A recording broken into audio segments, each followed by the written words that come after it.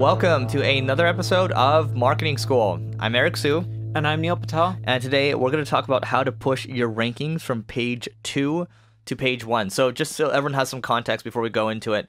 So if you're ranking in the top 3 or so, ideally you want to aim for top 3. Your click-through rates are much higher when it comes to people that are clicking on the organic search results. So for example, I'm just throwing numbers out there right now. If you have a number 1 ranking, your click-through rate might be 40 or 50%, right?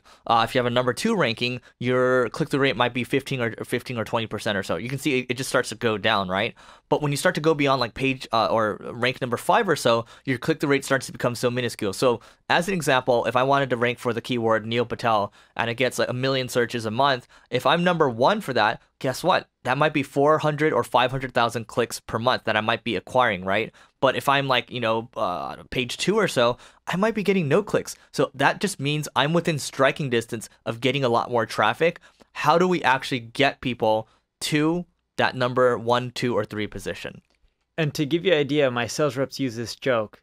They always tell people, where do you go to bury dead bodies? And they always say page 2 of Google. And it's hilarious because it's true. No one really goes to page 2. And if everyone has to keep going to page 2 for a term, that means the sites on or the listings on page 1 aren't relevant enough, and eventually Google's going to remove them or switch them out or move them down. And you'll see that the more relevant results will be on page 1, and then again, barely anyone will go to page 2.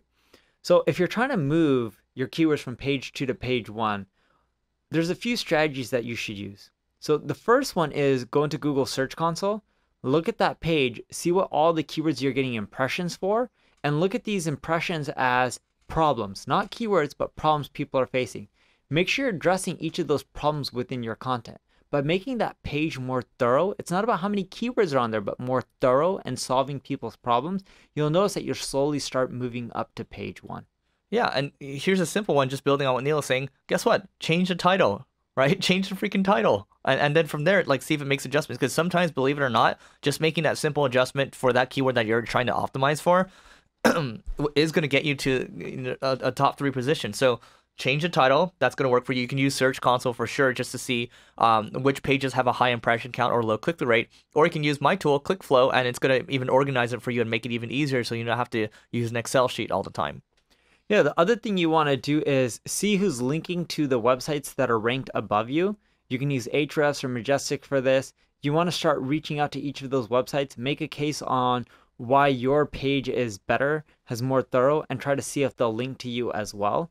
And in general, even if you can't get the links from the websites linking to your competitors, you can get other links in the space just going to your webpage that's on page 2, and over time that'll help it rank higher as well. Yeah, and we talked about internal linking a couple episodes ago, but sometimes, I'll tell you what, the example I used, some of our keywords were on page 2. We just, did a little modification of it. This was for another company, but we basically just put on the homepage links to those pages, and then they move from page 2 to page 1. Just as easy as that.